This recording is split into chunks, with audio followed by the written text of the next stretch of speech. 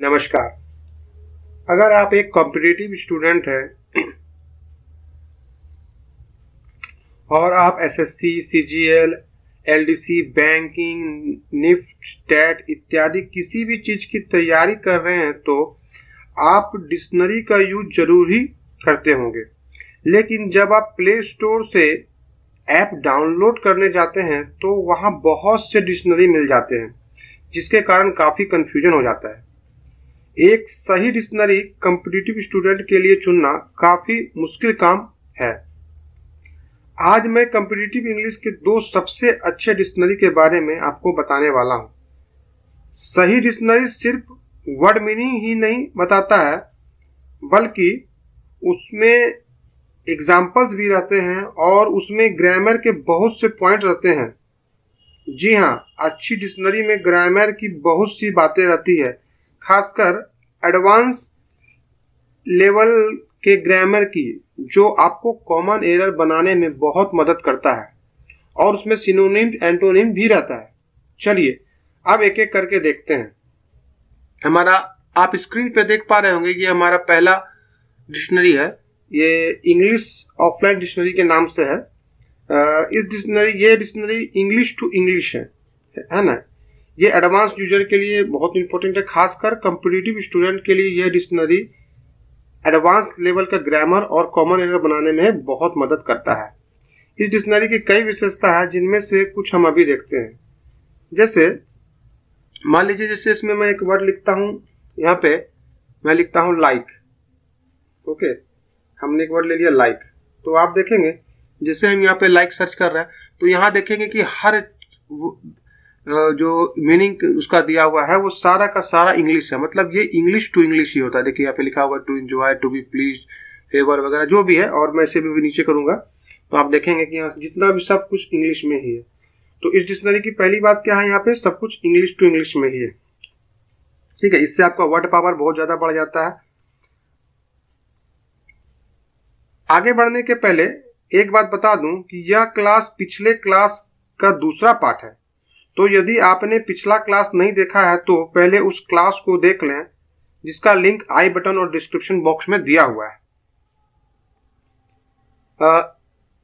इस डिक्शनरी की पहली खासियत तो आप देख रहे हैं कि सब कुछ यहाँ इंग्लिश टू इंग्लिश में है, जिसके कारण आपको इंग्लिश बहुत ज्यादा इंप्रूवमेंट करने में मदद मिलती है। दूसरी इसकी सबसे बड़ी खासियत क्या है कि मान लीजिए जैसे मैं यहाँ पे कोई वर्ड एक ले लेता हूँ, सपोज करता हूँ मैं ले लेता हूँ यहाँ पे गो। ओके, मैंने एक वर्ड लिया गो और गो सर्च किया तो आप देख पा रहे होंगे कि गो का यहाँ पे जो मीनिंग बताने के पहले इसका पांचों रूप दिखाया गया। देखिए गो फर्स्ट है, उसके बाद यहाँ पे देख पाएंगे आप, मैं इसे अभी दिखाता हूँ। ये देखिए ये यहाँ पे एक मिनट रुकेंगे, यहाँ पे देखेंगे, देखिए यहाँ पे V5 दिया हुआ है। ओके, और यहाँ पे देखिए V4 भी दिया हुआ है। उसके बाद यहाँ V2 दिया हुआ है, ये V2 है, और यहाँ पे V3 है। इस तरह से आप देखेंगे कि यहाँ मेन वर्ब के जो रूप होते हैं V1 से लेके V5 तक, वो सारे रूप यहाँ पे दिया हुआ रहता है। एक वर्ड मैं यहाँ पे और ले लेता हूँ, जैसे मैं लिखता हूँ एक नो। ओके, हमने यहाँ पे नो ले लिया। अब आप देखिए नो का भी यहाँ सारा रूप दिया हुआ है। देखिए नो यहाँ लिखा हुआ है और यहाँ पे देखिए नो का ये V5 है, और उसके बाद यहाँ पे नोइंग लिखा हुआ है यानी कि V4 है। उसके बाद देखिए यहाँ पे V2 लिखा हुआ है और यहाँ पे फिर V3 लिखा हुआ है। यही खासियत जो है आपको जो मैंने पिछले क्लास में बताया था उसमें ये नहीं है। देखिए पिछले क्लास में हमने दो डिक्शनरी को देखा था। अगर ये वर्ड्स आप वहां पे लिखेंगे जैसे कि नो या गो, तो उसको वहां पे आपको वर्ब फॉर्म उसका नहीं पता चलेगा। मैं एक एग्जांपल के द्वारा उसे भी दिखा देता हूं। देखिए अभी हम लोग शब्दकोश में है। देखिए यहाँ हमने गो लिखा है, यहाँ गो का सारा मीनिंग दिया हुआ है। आप देख पा रहे हैं बहुत सारा मीनिंग दिया हुआ है, लेकिन यहाँ गो का कहीं पे भी वर्ब फॉर्म नहीं दिया हुआ कि गो का पांचों रूप क्या होता है। ठीक इसी प्रकार से एक और डिक्शनरी हमने देखा था, उसमें भी देख लेते हैं। देखिए हमने यहाँ पे एक और डिक्शनरी जिसको हमने पिछले क्लास में देखा था उसे खोला है, हिंद खोज। यहाँ पे भी देखिए गो का कहीं पे भी वर्ब फॉर्म नहीं दिया हुआ है, जबकि अभी मैं जो डिक्शनरी बता रहा हूँ वहां पे गो रहे या नो रहे सबका वर्ब फॉर्म दिया हुआ है। देखिए यहाँ पे गो का सारा फॉर्म दिया हुआ है, V5, V4, V2 और V3। एक बात और बता दूं कि आप यहाँ पे देख पा रहे होंगे कि V5 लिखे होने के बाद एक वर्ड यहाँ पे प्रेजेंट पार्टिसिपल लिखा हुआ है, फिर ये पास्ट, ये क्या, इसको मैं थोड़ा सा यहाँ बता देता हूँ। मैंने पहले ही बताया था कि ये जो डिक्शनरी है, डिक्शनरी के साथ साथ एडवांस लेवल का ग्रामर भी है जो आपको ग्रामर में हेल्प करता है। तो उसकी बहुत सारी बातें लिखी हुई है जिसमें से अभी मैं सिर्फ अभी एक ही बताया हूँ। तो देखिए प्रेजेंट पार्टिसिपल V4 को कहते हैं, है ना। ये जो प्रेजेंट पार्टिसिपल यहाँ तक लिखा ना, ये V4 को कहा जाता है। मैं यहाँ पे छोटा सा लिखता हूँ V4। तो V4 प्रेजेंट पार्टिसिपल मतलब V4, मतलब ये जो V4 इसके बाद V4 रूप लिखा रहेगा। देखिए यहाँ V4 गोइंग लिखा हुआ है, आप देख पा रहे हैं। मैं इसे घेर देता हूँ, देखिए ये V4 है। ओके, और यहाँ पे पास्ट लिखा है। पास्ट किसे कहते हैं? तो पास्ट V2 को कहते हैं। V2 को हम लोग ग्रामर में पास्ट कहते हैं। तो देखिए उसके बाद ये पास्ट रूप यहाँ पे दिख रहा है आपको, और पास्ट पार्टिसिपल यहाँ पे लिखा हुआ है। पास्ट पार्टिसिपल किसे कहते हैं? तो पास्ट पार्टिसिपल हम लोग, एक मिनट मैं इसे ठीक कर लूँ। हाँ, यहाँ पे थे हम लोग, ये हाँ, पास्ट पार्टिसिपल हम लोग किसे कहते हैं? तो पास्ट पार्टिसिपल हम लोग V3 को कहते हैं। ठीक है, तो इस तरह से आपको समझने में ना सुविधा होगी। प्रेजेंट पार्टिसिपल यानी कि V4, यानी कि ये जो प्रेजेंट पार्टिसिपल के बाद जो ये वर्ड लिखा रहेगा ये V4 रहेगा। पास्ट यानी कि V2, यहाँ V2 रूप लिखा हुआ रहेगा, और पास्ट पार्टिसिपल के बाद V3 लिखा हुआ रहेगा। मैं एक और एग्जांपल आपको दिखा देता हूँ।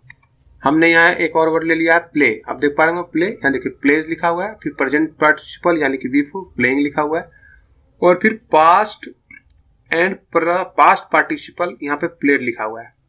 अब आप बोलेंगे कि सर पास्ट और पास्ट पार्टिसिपल दोनों के लिए एक ही वर्ड लिखा हुआ है, क्योंकि V2 और V3 प्ले का प्लेड ही होता है। तो आप देख पा रहे होंगे कि हर डिक्शनरी की अपनी अपनी खूबी होती है। तो यदि आप कॉम्पिटिटिव स्टूडेंट हैं तो पिछले क्लास में बताए गए ऐप्स के अलावा इसे भी इंस्टॉल कर लें। यह डिक्शनरी एडवांस ग्रामर और कॉमन एरर बनाने में आपकी काफी मदद करेगा, जबकि पिछले क्लास वाला डिक्शनरी मीनिंग बताने में काफी मददगार है। देखिए, हर डिक्शनरी की कुछ ना कुछ खूबी होती है, उन खूबियों को देखकर ही डिक्शनरी को चुना गया है। यदि आपको वीडियो पसंद आ रहा हो तो इसे लाइक जरूर करें और अपने दोस्तों के बीच में अधिक से अधिक शेयर करें। साथ ही चैनल को अभी के अभी सब्सक्राइब कर लें और नोटिफिकेशन बेल को क्लिक करना ना भूलें।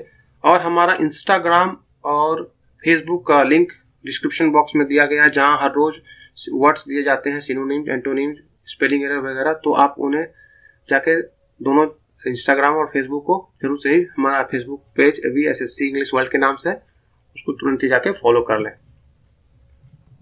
आइए अब हम अपने अगले डिक्शनरी को देखते हैं। हमारा अगला डिक्शनरी है मेरियम वेबस्टर। ये देख रहे हैं 1828 से। ये डिक्शनरी भी इंग्लिश टू इंग्लिश है।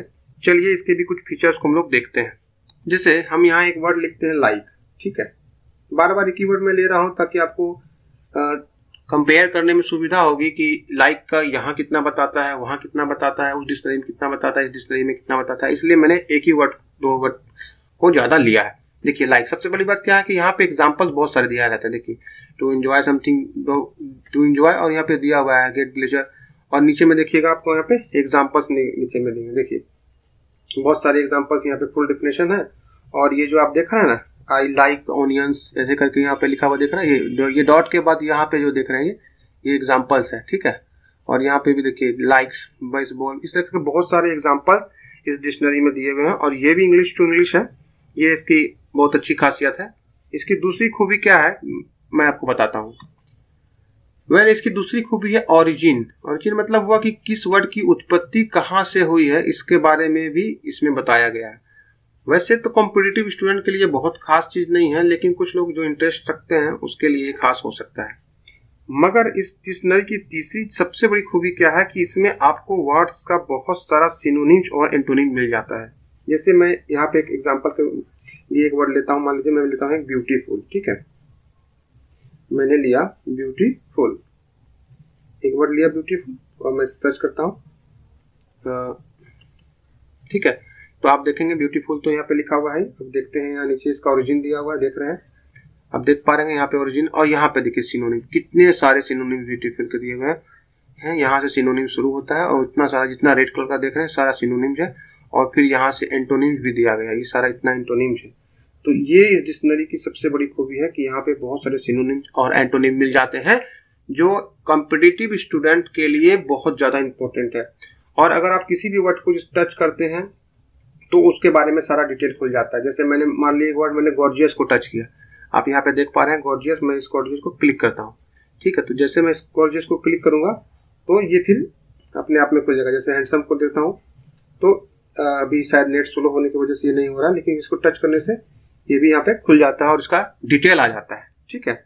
आप इसको यूज करेंगे, इसके बहुत सारे फीचर्स आपको और भी समझ में आएंगे। तो मैंने कहा था कि नेट स्लो है, इस वजह से देखिए गॉर्जियस कब टच किया, लेकिन अब देखिए गॉर्जियस आ गया। अभी थोड़ी देर मैंने जो टच किया था और उसके बारे में पूरा डिफिनेशन बताया जा रहा है। यहाँ पे आप देख पा रहे हैं, यहाँ एग्जांपल्स भी दिया गया है, ओरिजिन भी बताया गया है, ऊपर एग्जांपल्स था।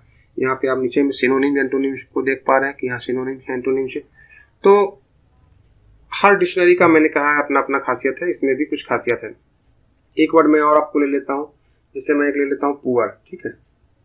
हमने एक वर्ड ले लिया पुअर, आप में देखेंगे पुअर को, ठीक है। तो आप देखिए पुअर के बारे में इसमें कितने सारे एग्जांपल्स तो आप देख पा रहे हो। देखिए एग्जांपल्स दिख रहा है, ओरिजिन की इस वर्ड की उत्पत्ति कब हुई थी, 13वीं शताब्दी में दी थी। ये उतने इंटरेस्ट की बात नहीं। देखिए मेन चीज यहाँ पे देखिए पुअर का कितना सारा सिनोनिम्स दिया हुआ है। यहाँ से सिनोनिम शुरू हुआ है, इतना सारा सिनोनिम दिया हुआ है, और यहाँ से एंटोनिम शुरू हुआ है, इतना सारा एंटोनिम्स है।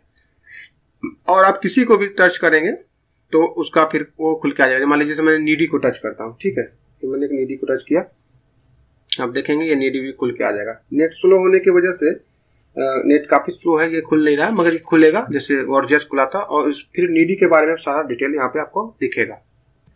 आपको याद होगा कि हमने क्लास में चर्चा किया था कि जब कभी भी हम लोग कोई वर्ड का मीनिंग ढूंढते हैं तो उस वर्ड के मीनिंग के पहले उस वर्ड का पार्ट्स ऑफ स्पीच दिया हुआ रहता है। देखिए यहाँ पे ये चीज दिया हुआ है, आप देख पा रहे होंगे, ठीक है। देखिए लाइक क्या है, वर्ब है, तो ये दिखा रहा है कि लाइक वर्ब है। और देखिए जब थोड़ा और नीचे जाते हैं तो इसके बारे में और दिया हुआ है, लाइक नाउन है, आप देख पा रहे हैं, है ना। यहाँ पे देख रहे हैं आप, लाइक नाउन है। तो इस डिक्शनरी में सारा का पार्ट्स ऑफ स्पीच भी दिया हुआ है, कौन कौन पार्ट्स ऑफ स्पीच में क्या क्या है। साथ ही साथ देखिए पार्ट्स ऑफ स्पीच तो यहाँ पे दिया हुआ ही है कि ये नाउन है कि क्या है।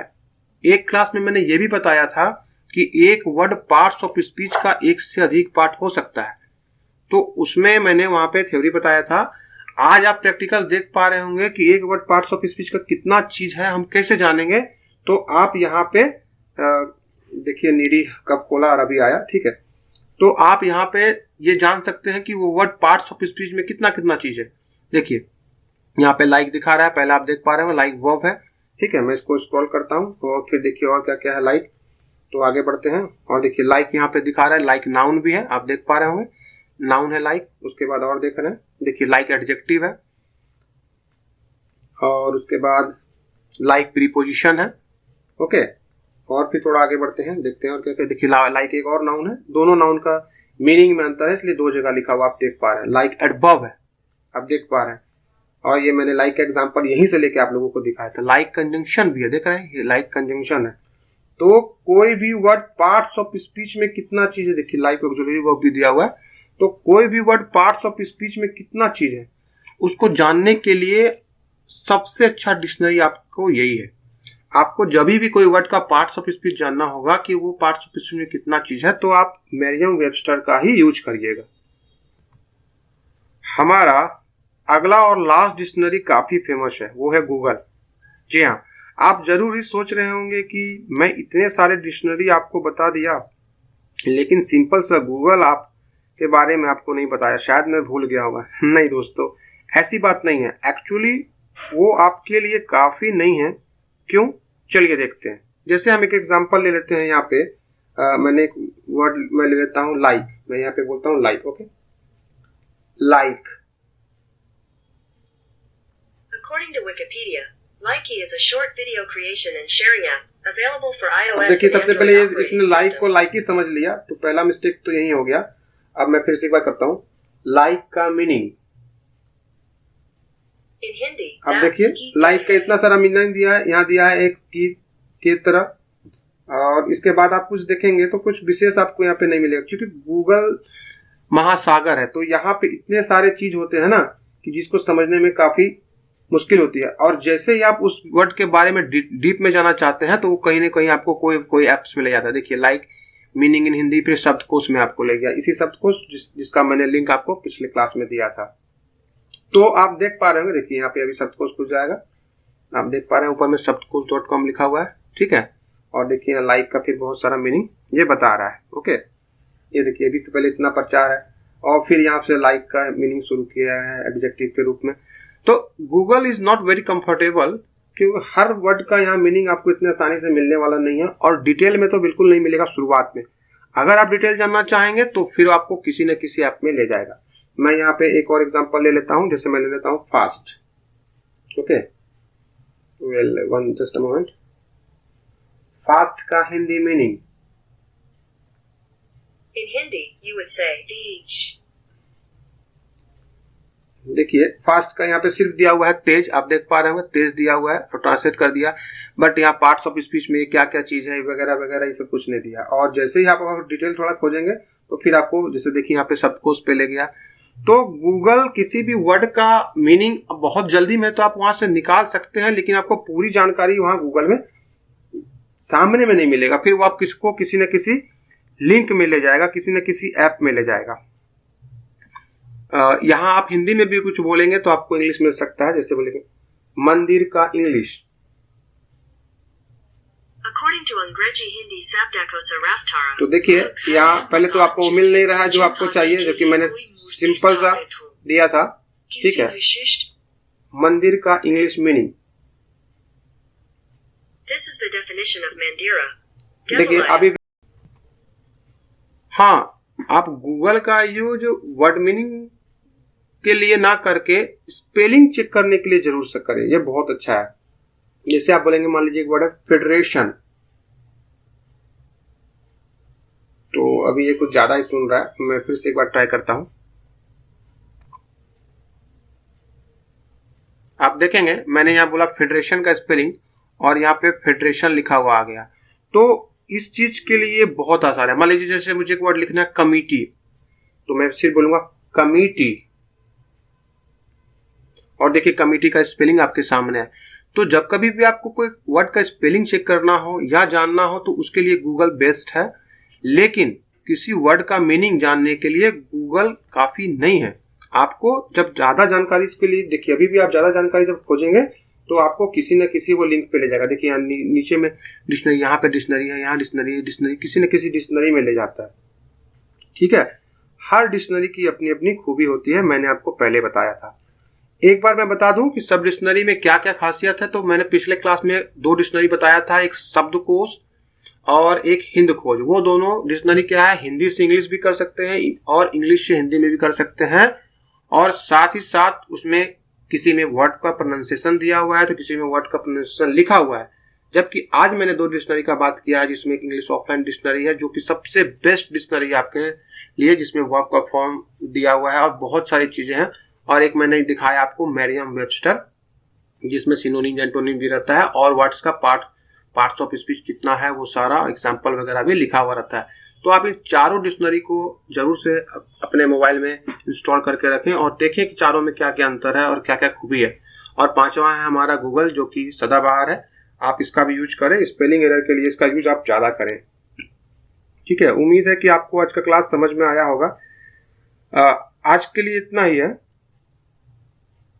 आप लोगों का वीडियो देखने के लिए बहुत बहुत धन्यवाद।